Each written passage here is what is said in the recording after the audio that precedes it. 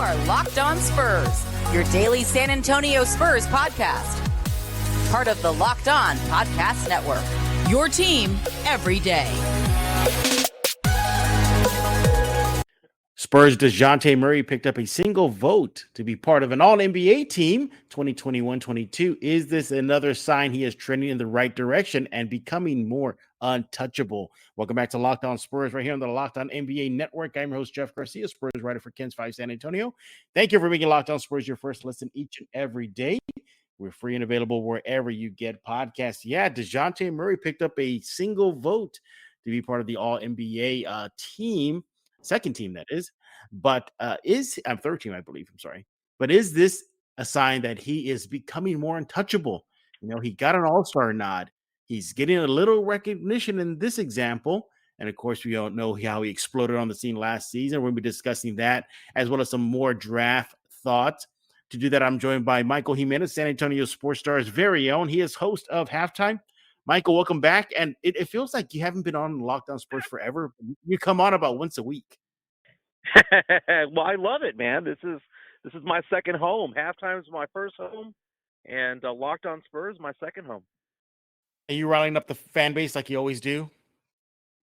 You know what? It's funny because people think that I go in and I try to cause debate and try to piss people off. They give me more credit than what I should get, and I'm not that smart.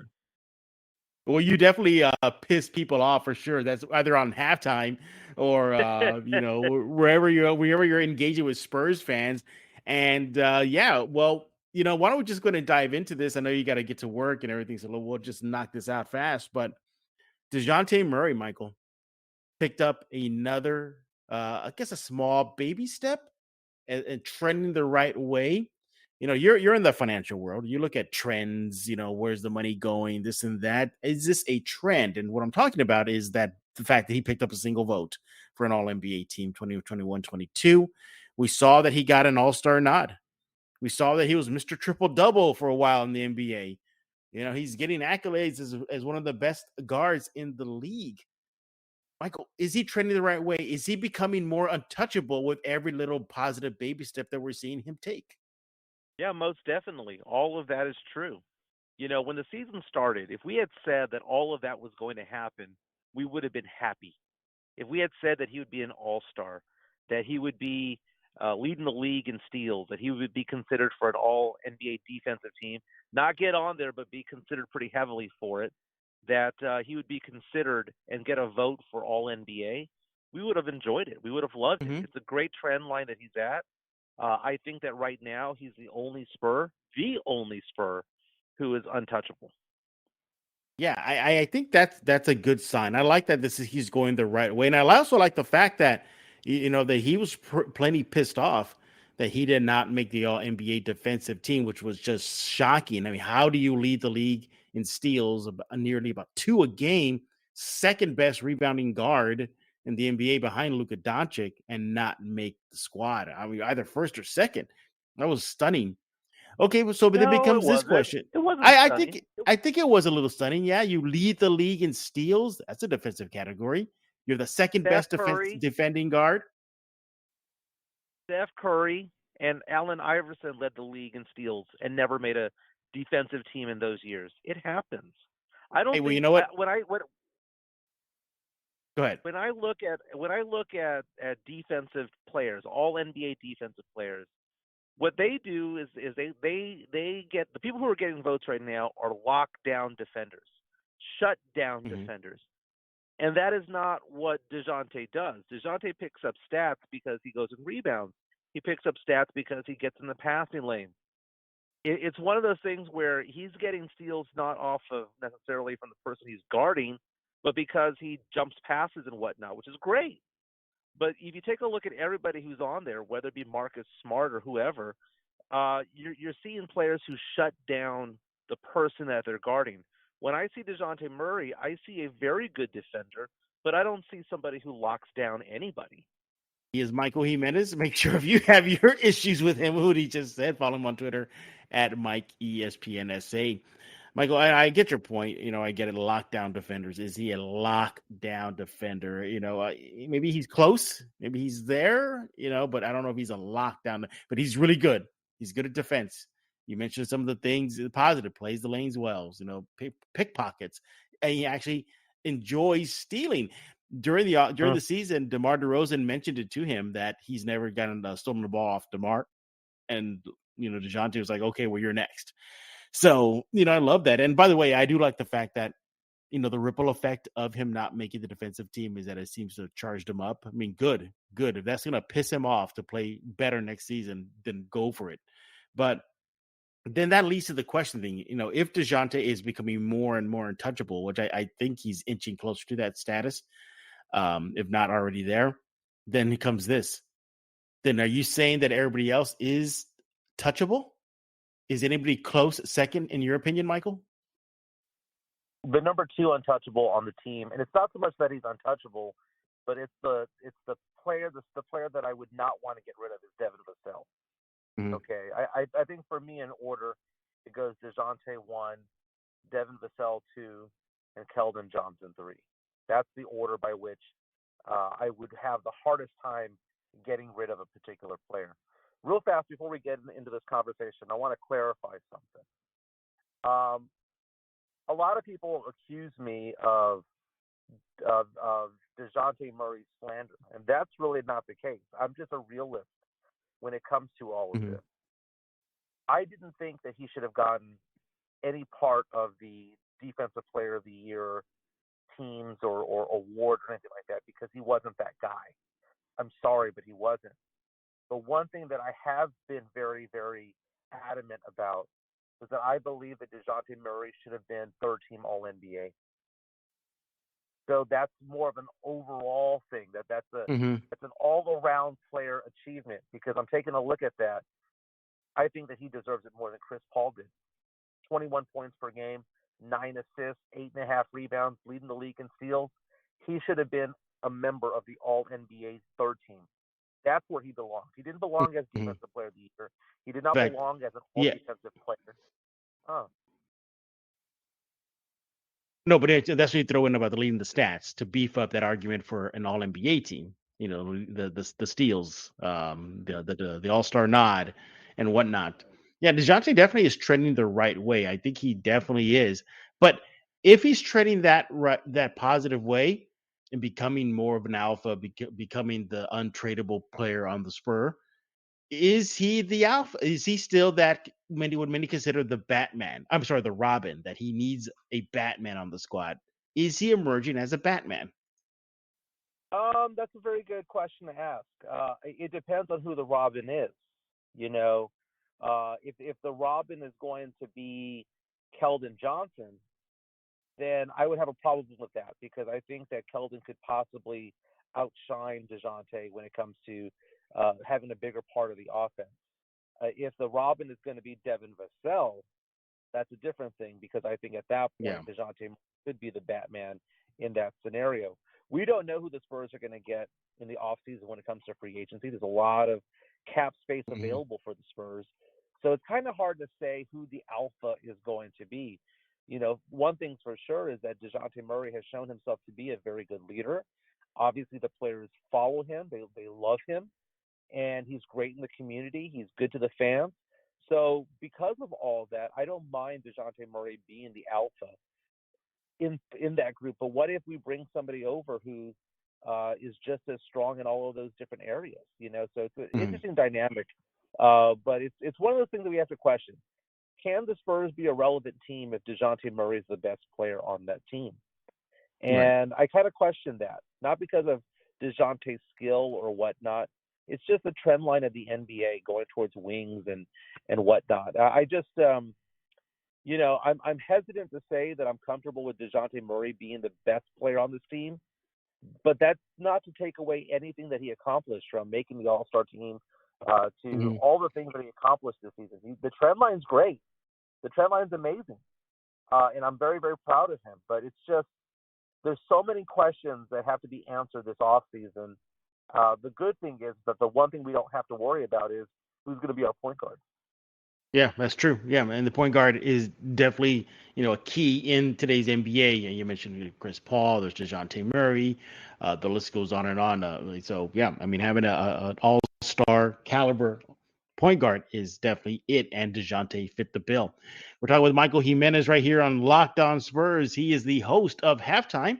Follow him on Twitter at MikeESPNSA, and he'll tell you all about his show, which is a fun show. I recommend everybody to check it out Monday through Friday. But before we do that, I want to talk to you about Built Bar. They have a new flavor coming out, granola. Yes, there's granola Built Bars coming. They are here. The Built granola bars come in 3 unbelievable flavors: chocolate peanut butter, chocolate coconut, white chocolate berry. You want to try all 3 flavors? Well, get the mix box right now at built.com.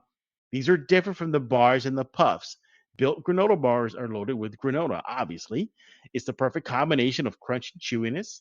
Just like bars and puffs, these are packed with protein and covered in 100% real chocolate with just 150 calories, 15 grams of protein, and only 4 grams of sugar. Built granola bars will change your world. Look, Built, I don't know how they do it, but they cracked the code on a better granola. They're the perfect healthy snack to pack at your lunch, take with you on the road, or eat as a snack. Made with collagen protein, so that's going to absorb faster into your body more efficiently with all the health benefits. So don't wait right now. Go to built.com. Get the Built granola bars right now. They also have other flavors, just the Built bars in general, from chocolate peanut butter to banana flavor. The list goes on and on. Just go to built.com right now. Use promo code LOCK15. Get 15% off your order. Use promo code LOCK15 for 15% off at built.com. We're back with Michael Jimenez right here on Locked On Spurs. Follow him on Twitter at MikeESPNSA and check out his show, Halftime, on San Antonio Sports Star. And while you're at it, check out the Locked On NBA Big Board. Host Rafael Barlow for NBA Draft Junkies and author of the NBA Big Board newsletter is joined by Richard Stamen, Sam Ferris, and Leif Thulin, giving fans an in-depth look into the NBA draft, mock draft, player rankings, and, of course, big boards. It's free and available wherever you get your podcasts. All right, Michael, let's go to continue talking about Dejounte Murray and that nod. One single voter gave him a vote for an All-NBA team. So kudos. If we are saying that he's trending the right way, what should we be expecting from him next season? Next season, it depends on who's playing alongside of him. I mean, it's very possible that his stats can go down next year, but he actually become a better player. Because if certain players develop around him, whether it be Devin Vassell or Keldon Johnson, or let's say that Josh Richardson plays a bigger role, or Jakob Poeltl becomes a bigger part of the offense, what's going to end up happening is that there's only so many shots that can be taken in a certain game, right? And because of that, he may not have the same number of field goal attempts. He may not have the same number of rebounding attempts either. But it's okay if the stats go down, because that does not truly reflect what he's doing on the court. What I expect from him next year is the ability to still be a leader on the court and be all-star caliber. The hardest all-star game to make is your first one, and he made it this year. And because of that, he can always walk around the NBA as an all-star. He will, even if he was an alternate, they don't count alternates. He was an all-star. I don't buy that alternate nonsense. Dejounte Murray is an all-star player. And because of that, he will be given that respect from here on out. He made it very clear he doesn't. He made it very clear he doesn't want to be a one-hit wonder when it comes to the All-Star team. So again, you add the fact that he has that self-motivation. You add the fact that he has been sharing on social media that he is in the Spurs gym. His reaction to not making the all defensive team, 1 or 2, didn't happen. So I think this is all trending the right way. And I also think, too, you're right. I think everything has to happen in the offseason. Who do they bring in? Who do they draft? Do they stay at 9? Do they move up? Do they trade down, to acquire more assets? I think a lot of that has to happen. And also, too, let's face it, sometimes we saw that he needed help last season, Michael. There wasn't that help. And now Keldon, to his credit, he did come on late in the season. I think he was like dropping 20 a night at one point. But can he sustain that for an entire season? That remains to be seen. He needs help. There's no question about that, is there, Michael? Yeah, no, there's a lot of holes that need to be filled on this roster. And when it comes to this upcoming draft, really it's all about the best player available. And honestly, I don't care what position they're in. If it's the best player available, it's the best player available. I don't want them drafting a center because we need a center, or drafting a power forward for the sake of drafting a power forward. Draft a player that you think can be a potential star and build around that. I don't care if it's a 1, 2, or a 3, a 4 or 5. Just draft the best player, and we'll figure it out later. Because the days of it being point guard, shooting guard, small forward, power forward, and center, those are gone. We've got guards, we've got wings, and we've got bigs, and we got to think about it that way. And I'm glad you. Go ahead. Well, I'm glad you. No, I'm glad you brought up the draft, because that was going to be our next topic, and we're just going to dive into right now. Has your view on the draft of what the Spurs should do changed since we last spoken? Is it still stay at 9, or is Michael Jimenez, GM of the Spurs, trying to move up? I mean, where do you stand now? Because we're what, like 3 weeks away, 3.5 weeks away from the big day. Just under 4 weeks away. Yeah. So looking at that, I mean, they've already had the combine, and you see some players, their draft stock is going up, some are going down. It's interesting because you take a look at what the Spurs can do. The Spurs can move up. We have the draft capital to do so. We mentioned the 9 pick, but the Spurs also have the 20 and 25, and also have a top-tier second-round pick at number 38. Mm-hmm. Spurs have the 2025 first-rounder of Chicago. So a lot of draft capital there, multiple second-rounders in various years. So because of that, if the Spurs do want to move up and not actually trade a player, they probably could, but they're not going to be moving up from 9 to 3. That's impossible unless you're getting rid of a Vassell or a Keldon Johnson along the way. But if the Spurs want, they could probably move from 9 to 7 or 9 to 6. I wouldn't mind that, because I can't see the Spurs drafting 3 first-rounders this year and keeping them on the roster with guaranteed contracts, with guaranteed roster positions and things like that. I would much rather them draft 2 first-rounders, and you do that by moving up a couple of spots. So maybe from 9 to 7, 9 to 6. My dream would be for them to get Keegan Murray at 6. If he fell down, if he was not picked in the top 5 and he's sitting there at number 6, I would give anything to move up to that spot. I would give up 20 and 25 to move up to that spot. I would give up 20 in Chicago's first rounder in 2025 to move up to pick that guy. The other thing that you can do is you can package the 20 and 25 and see if maybe you move up to 16, maybe move up to 14. Okay. Yeah. That might be something there where it's less expensive to do so. But if the Spurs target somebody that they really, really want, then by all means make the moves necessary to do it. I think the Spurs should operate like NFL teams do. I don't know if you saw the NFL draft last month, but if you take a look at what the NFL draft does, these teams, when they identify a player, they move heaven and earth to get that player. Mm-hmm. They trade draft picks, they trade players. If they have somebody that they want, they go get them. And the NBA is different, man, because it's a lot of times it's well, let's see who falls to us. Let's see who does this, that, and the other. Right. Have to be proactive in doing this. And if you take a look at it, I mean, we've done it before, right? The Spurs traded George Hill back in the day because somebody fell on the board, became Kawhi Leonard. Right. Sorry for saying his name, but the Spurs did that in the past. Brian Wright is showing that he's willing to do something. And the guy pulled off 3 trades in a matter of 3 weeks. Right.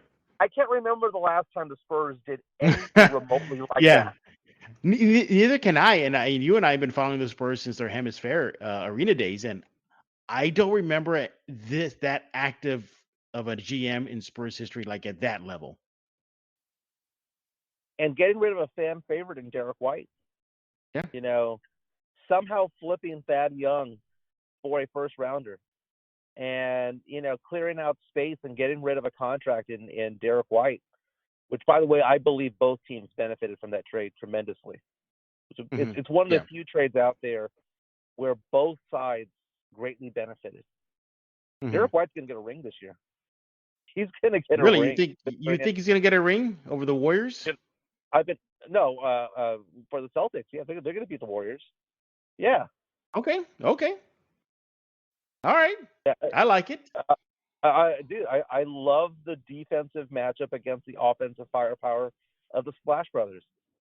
Marcus Smart, Defensive Player of the Year. Derek White out there. Jaylen Brown plays defense. Horford plays defense. I mean, that Celtics team is built to stop people. And I've been saying it since the playoffs started that Derek White was going to win a ring this year.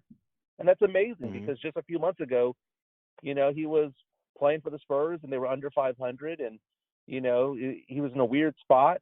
He got traded. This is going to be the greatest month of his life in the sense that he had his first child and then 3 or 4 weeks later, he's going to get his first ring. It's amazing. Amazing. Yeah, but I bet he's looking back at that deal in midseason and thinking like, maybe it was not so bad after all. We're talking with Michael Jimenez right here on Locked On Spurs. When we get back, we're going to put a wrap on this episode of Locked On Spurs and talk a little bit more about some news and notes that you may have missed. Maybe Michael missed these. So, we're going to be discussing that. We are back, and I am with Michael Jimenez, my good friend, my good buddy. Man, Michael, you come on at least once a week at minimum. And this time around, it really felt that you'd been away for a while. It was weird. It was bizarre. It was weird. I'm like, well, no, Michael was on. I was like, Michael was on last week. Hell, there was a time. I mean, that was remember that whole debacle with me, you, and Pleasure, like who was going to come on for the post lottery thing. And then Pleasure still calls me a diva about all of that stuff. He goes, "You stole my spot." And then you completely lied to him about how I did not lie to him. Dude, he told me that you said that I wanted to take over the spot and all that stuff. Oh my God! No. Untrue. Under the bus. See, now I have a bone to pick with Pleasure now. And here's the thing. Pleasure and I, one thing we have in common, we have our geekdom, we have our nerd side. So I was doing some summer cleaning, if you will, and a bunch of stuff that I've accumulated, from Comic Cons, New York Comic Con, San Antonio Comic Con. So you know what? I'm just gonna accumulate all this, box it up, send it to Pleasure. Now, if he's making up lies about me, I have to rethink that and maybe give it to you, Jimenez. So, but let's get you caught up in some news and notes that you may have missed regarding your silver and black. Lonnie Walker this offseason. Michael, he's really, really putting the fan first. I don't know if you saw this over there at kensfi.com/Spurs, but since the offseason has begun, he's been out and about in the community from going to high school at a pep rally to visiting the south side, my side of town, Hardendale High School, to attending a lot of these kind of fashion cons, gear cons, street gear cons, out and about. Why do you think he's spiking this up, Jimenez? You don't think it has anything to do with his contract now, do you? Maybe he wants to stay. Maybe that's the thing. Maybe he has found a home here in San Antonio. San Antonio is a weird place, man. It's one of those places where people put down roots. And I think that a lot of times we look at certain players or we look at the NBA in general and think, oh, all these guys want to be in LA or they want to be in South Beach or New York or whatnot. But there's certain players out there there's certain people out there who just don't want that life. Tim Duncan was one of them. David Robinson was one of them. Manu Ginobili was one as well, where they don't care where they're playing. They want to be someplace where they have some privacy, someplace where they're loved.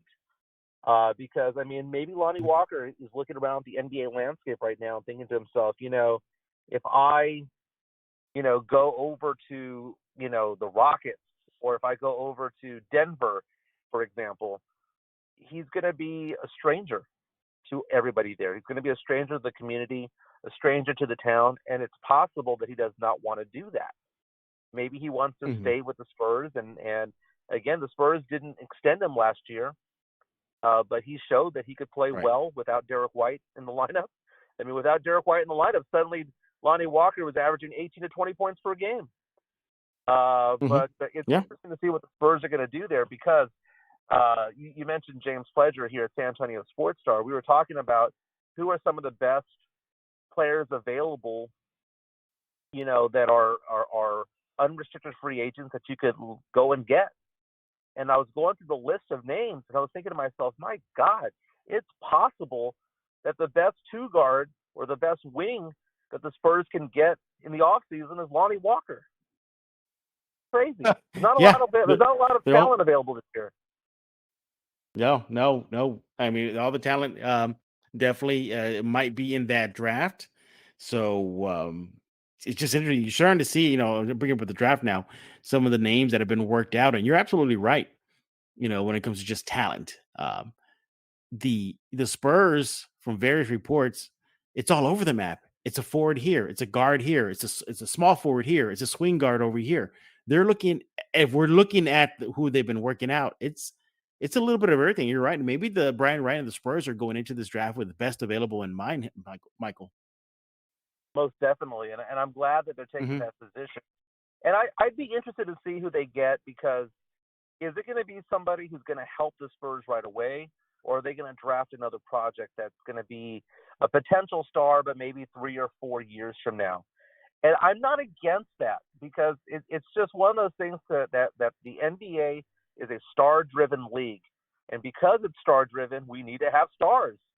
And that's why that pick of Joshua Primo last year was pretty interesting, was because they were up front saying, hey, we're not drafting Primo to be a star now. We're going to wait 3 or 4 years to figure out who this guy is.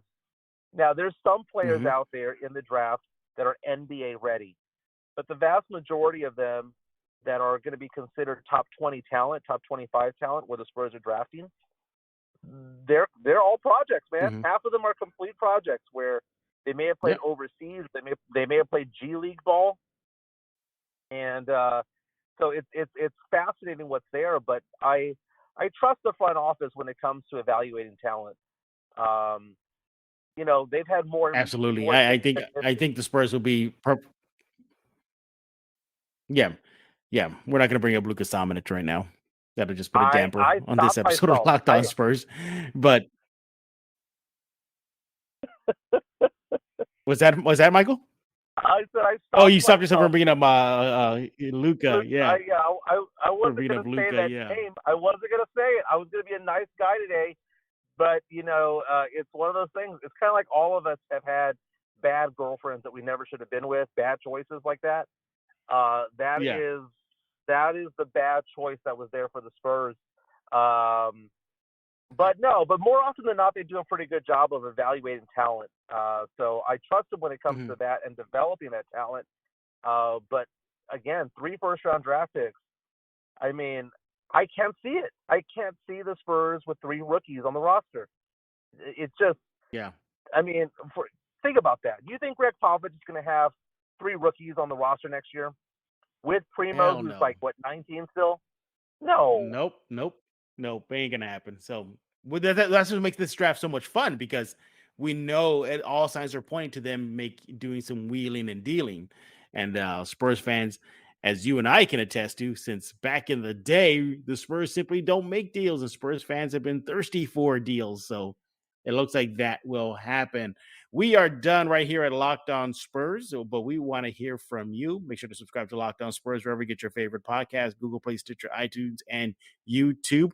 Likely there'll be no Locked On Spurs this upcoming Monday. It is a holiday, so enjoy your 3-day break. Michael, we need to know everything about halftime, the Star. What is going on in your neck of the woods?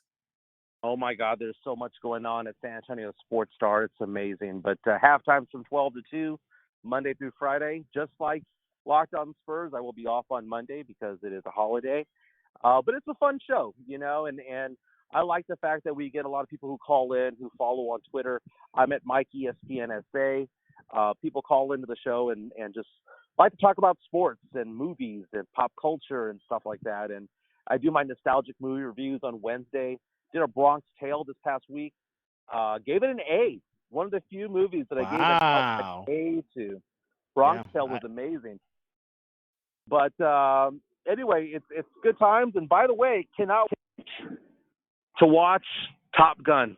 Yes. So I'm going to be watching that. Yes, I'm going to be right there with you. Either today or this weekend, I am checking it out. I can't miss it. I already geeked out last night with the premiere of Obi-Wan Kenobi on Disney Plus, so stayed up super late for that.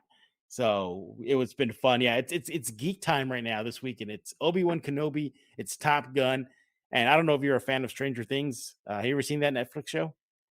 I know about it, but I've never seen it. Never seen it. Okay, it was the beginning of the end. The final season started. So yeah, lots to nerd out on. But hopefully you nerd out on Locked On Spurs each and every day. And we thank you for making Locked On Spurs your first listen every day, as mentioned. Make sure to make your second listen Locked On NBA. From the first jump ball of the play-in tournament to the last possession of the finals, Locked On experts take you deep inside the playoffs with insight and analysis affecting all 30 teams. Michael, you have yourself a good 3-day weekend. Enjoy it with your family. Sit back, relax, and go check out Top Gun. You get the need for speed. You feel the need for speed, Michael. So for Michael Maverick Jimenez, I am Jeff Garcia. We're going to put a lock on this episode of Locked On Spurs.